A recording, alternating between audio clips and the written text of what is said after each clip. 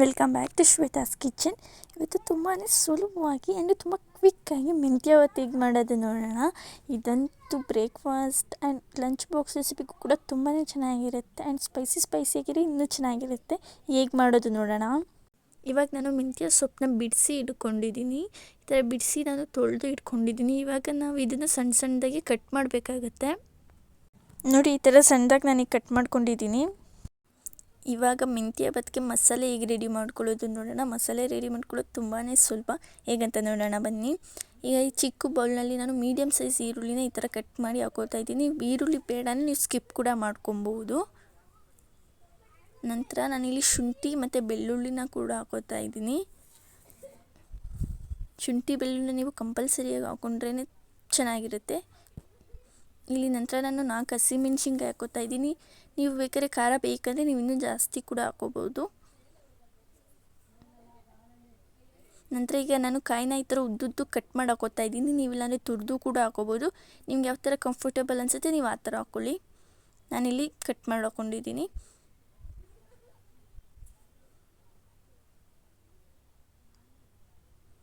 ನಂತರ ಇಲ್ಲಿ ನಾನು ಸ್ವಲ್ಪ ಕೊತ್ತಂಬರಿ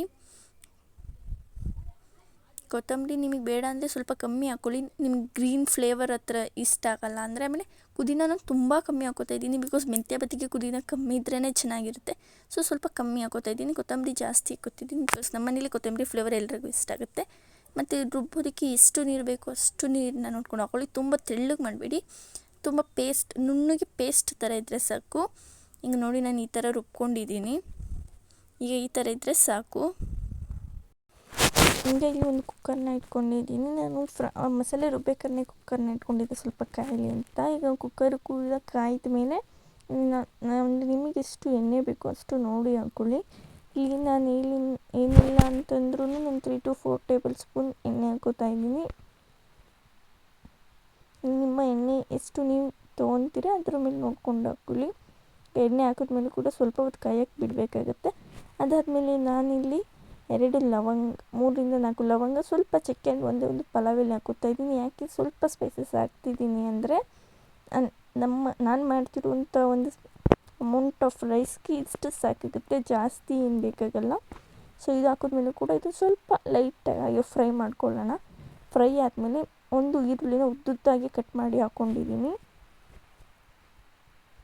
ಅದನ್ನು ಕೂಡ ಅಟ್ಲೀಸ್ಟ್ ನೀವು ಬ್ರೌನ್ ಫ್ರೈ ಆಗೋವರೆಗೂ, ಇಲ್ಲಾಂದ್ರೆ ಅಟ್ಲೀಸ್ಟ್ ಟ್ರಾನ್ಸ್ಪರೆಂಟ್ ಆಗೋವರೆಗೂ ಆದರೂ ಫ್ರೈ ಮಾಡಬೇಕಾಗುತ್ತೆ.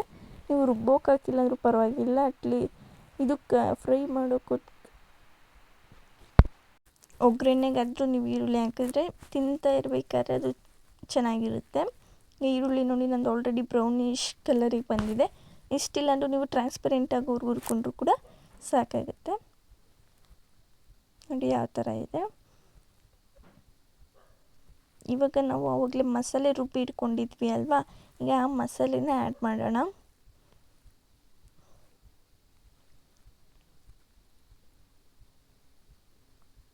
ನೋಡಿ ಎಣ್ಣೆ ಎಲ್ಲ ಒಂಥರ ಕುದಿಯೋ ಥರ ಬರ್ತಿದೆ.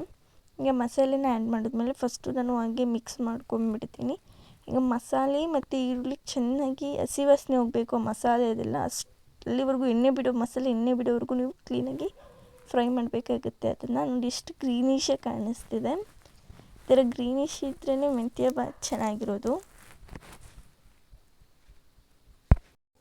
ಈಗ ಇದೇ ಮಸಾಲೆಗೆ ಜಾರಲ್ಲಿ ಏನು ಸ್ವಲ್ಪ ಮಸಾಲೆ ಉಳಿದಿರುತ್ತಲ್ಲ, ಅದಕ್ಕೆ ಸ್ವಲ್ಪ ನೀರು ಹಾಕ್ಕೊಂಡು ಅದನ್ನೆಲ್ಲ ಕ್ಲೀನಾಗಿ ಮಿಕ್ಸ್ ಮಾಡಿ ಮಸಾಲೆ ಕುಕ್ಕರ್ನಲ್ಲಿ ಹಾಕಿದ್ದೀನಿ. ನೋಡಿ ಸ್ವಲ್ಪ ನೀರು ಅನ್ನಿಸ್ತಿರ್ಬೋದು, ನಿಮಗೆ ಗೊತ್ತಾಗ್ತಿದೆ ಅನ್ಕೋತೀನಿ. ಈಗ ಅದನ್ನು ಇನ್ನೊಂದ್ಸಲಿ ಕ್ಲೀನಾಗಿ ಮಿಕ್ಸ್ ಮಾಡ್ಕೊತಾ ಇದ್ದೀನಿ ನಾನು.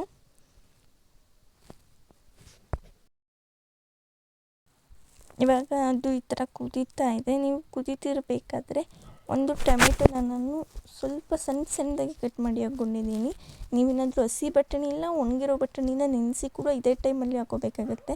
ನಾನು ನೈಟ್ ಬಟಾಣಿ ನೆನೆಸೋದನ್ನ ಮರ್ತಿದ್ದೆ, ಹಾಗಾಗಿ ನಾನು ಬಟಾಣಿನ ಸ್ಕಿಪ್ ಮಾಡಿದ್ದೀನಿ. ಇಲ್ಲಾಂದರೆ ನೀವು ಬಟಾಣಿ ಸ್ಕಿಪ್ ಕೂಡ ಮಾಡ್ಕೋಬೋದು. ಬಟಾಣಿ ಹಾಕಿರಲಿ ಮಧ್ಯೆ ತಿಂತಿರ್ಬೇಕಾದ್ರೆ ಒಂಥರ ಚೆನ್ನಾಗಿರುತ್ತೆ ಅಂತ ಅಷ್ಟೇ. ಈಗ ಟೊಮೆಟೊ ಹಾಕ್ಬಿಟ್ಟು ಕ್ಲೀನಾಗಿ ಮಿಕ್ಸ್ ಮಾಡ್ಕೊಳ್ಳೋಣ. ಅದಾದಮೇಲೆ ಬರೀ ಪಿಂಚ್ ಆಫ್ ಅರಿಶಿನ ಹಾಕಬೇಕಾಗುತ್ತೆ, ಜಾಸ್ತಿ ಹಾಕಬಾರ್ದು. ಸೊ ಪಿಂಚ್ ಆಫ್ ಅರಿಶಿನ ಹಾಕಿ ಅದನ್ನು ಕೂಡ ಒಂದ್ಸಲಿ ಕ್ಲೀನಾಗಿ ಮಿಕ್ಸ್ ಮಾಡ್ಕೊಳ್ಳಿ.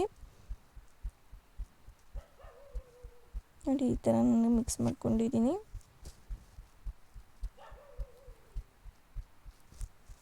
ಈಗ ಈ ಎರಡೂ ಮಿಕ್ಸ್ ಮಾಡಿದ್ಮೇಲೆ ಸ್ವಲ್ಪ ಹೊತ್ತು ಅದನ್ನು ಕೂಡ ಎಣ್ಣೆ ಬಿಡೋದಕ್ಕೆ ಬಿಟ್ಟು ಈಗ ಇಲ್ಲಿ ನಾನು 1 ಸ್ಪೂನ್ ಗರಂ ಮಸಾಲ ಹಾಕೋತಾ ಇದ್ದೀನಿ. 1 ಸ್ಪೂನ್ ಗರಂ ಮಸಾಲ, 2 ಸ್ಪೂನಷ್ಟು ನಾನು ಧನಿಯಾ ಪುಡಿನ ಹಾಕೋತಾ ಇದ್ದೀನಿ.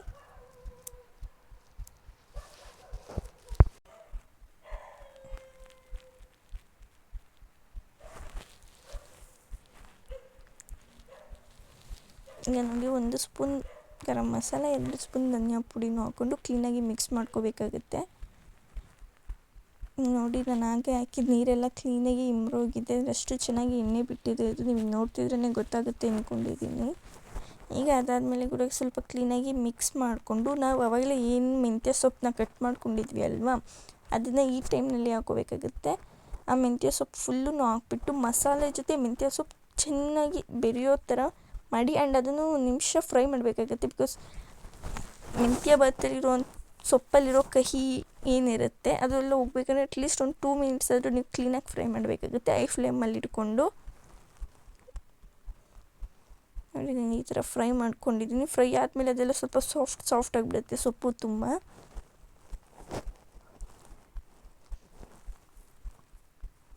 ಈ ಥರ ಫ್ರೈ ಮಾಡಿಕೊಂಡು ಒಂದು ಲೋ ಫ್ಲೇಮ್ನಲ್ಲಿ ಹಾಗೆ ಬಿಟ್ಟಿರಿ ಸ್ವಲ್ಪ.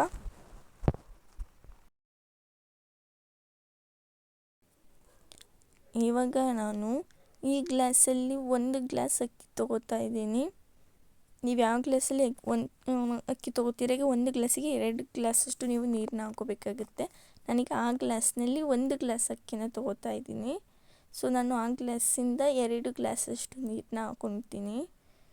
ಇದು 1ನೇ ಗ್ಲಾಸು. ಇವಾಗ ನಾನು 2ನೇ ಗ್ಲಾಸ್ನ ಹಾಕೋತಾ ಇದ್ದೀನಿ.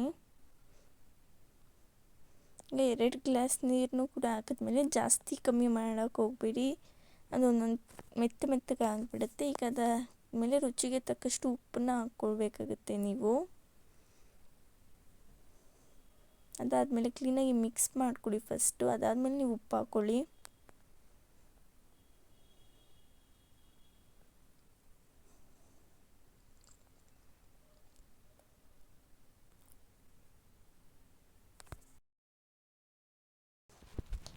ಈಗ ನೀರು ಹಾಕಿದ್ಮೇಲೆ ಸ್ವಲ್ಪ ಕುದಿಸ್ಕೊತಾ ಇದ್ದೀನಿ. ನೋಡಿ ಈ ಥರ ಕುದಿದೆ. ಈಗ ನಾವು ಆವಾಗಲೇ ನೆನೆ ಹಾಕ್ಕೊಂಡಿದ್ವಲ್ಲ ಅಕ್ಕಿ, ಅದನ್ನು ಕೂಡ ಹಾಕ್ಕೊಂಡಿದ್ದೀನಿ. ಅದು ಹಾಕಿದ್ಮೇಲೆ ಕೂಡ ಒಂದ್ಸಲಿ ಕ್ಲೀನಾಗಿ ಮಿಕ್ಸ್ ಮಾಡ್ಕೊಳ್ಳಿ. ನಾನು ಹೇಳ್ದಲ್ಲ ಆವಾಗ ಕೂಡ ನೀವು ಉಪ್ಪು ಹಾಕ್ಕೋಬೋದು ಅಥವಾ ಈಗಲೂ ಕೂಡ ಹಾಕ್ಕೋಬೋದು. ನಾನು ಇದರಲ್ಲಿ ಇವಾಗ ಹಾಕ್ಕೋತಾ ಇದ್ದೀನಿ. ನಿಮಗೆ ರುಚಿಗೆ ನೋಡಿಕೊಂಡು ಎಷ್ಟು ಬೇಕೋ ಅಷ್ಟು ಉಪ್ಪನ್ನ ಹಾಕ್ಕೊಂಡು ಕ್ಲೀನಾಗಿ ಇನ್ನೊಂದ್ಸಲಿ ಮಿಕ್ಸ್ ಮಾಡಿ. ಅಂದರೆ ಉಪ್ಪೆಲ್ಲ ಅನ್ನ ಮಸಾಲೆ ಜೊತೆ ಚೆನ್ನಾಗಿ ಬೆರಿಬೇಕು. ನೀವು ಕುದೀತಿದ್ದಾಗಲೇ ಅನ್ನ ಹಾಕ್ಕೊಂಡ್ರೆ ಮಸಾಲೆ ಜೊತೆ ಎಲ್ಲ ಚೆನ್ನಾಗಿ ಹಿಡಿಯುತ್ತೆ ಅಂತ ಅಷ್ಟೇ. ಉಪ್ಪೆಲ್ಲ ಕ್ಲೀನಾಗಿ ಹಾಕಿ ಒಂದ್ಸಲಿ ಮಿಕ್ಸ್ ಮಾಡ್ಕೊಳ್ಳಿ. ಅದಾದಮೇಲೆ ಕುಕ್ಕರ್ ವಿಶಿಲ್ನ ಮುಚ್ಚಿ 2 ವಿಶಿಲ್ ಕೂಗಿಸಿ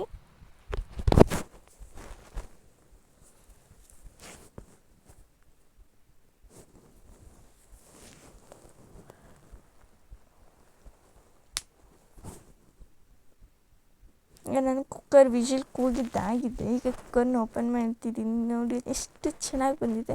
ಅದೇ ಮಸಾಲೆನ ಸ್ವಲ್ಪ ಕೆಳಗಡೆ ಇಟ್ಕೊಂಡಿಲ್ಲ, ಕೆಳಗಡೆ ಸ್ವಲ್ಪ ಲೈಟಾಗಿ ಬಿಳಿ ಅನ್ನ ಇದೆ. ನಾನು ಸ್ವಲ್ಪ ತುಂಬ ಕಮ್ಮಿ ಕ್ವಾಂಟಿಟಿಲಿ ಮಾಡಿರೋದ್ರಿಂದ ಆರಾಮಾಗಿ ಕಲಿಸ್ಕೋಬೋದು. ನೋಡಿ ಆ ಸುವಾಸನೆಯಲ್ಲೇ ನಿಮ್ಗೆ ಒಂದು ಪರ್ಫೆಕ್ಟಾಗಿ ಗೊತ್ತಾಗ್ಬಿಡುತ್ತೆ ಎಷ್ಟು ಚೆನ್ನಾಗಿ ಬಂದಿದೆ ಅಂತ.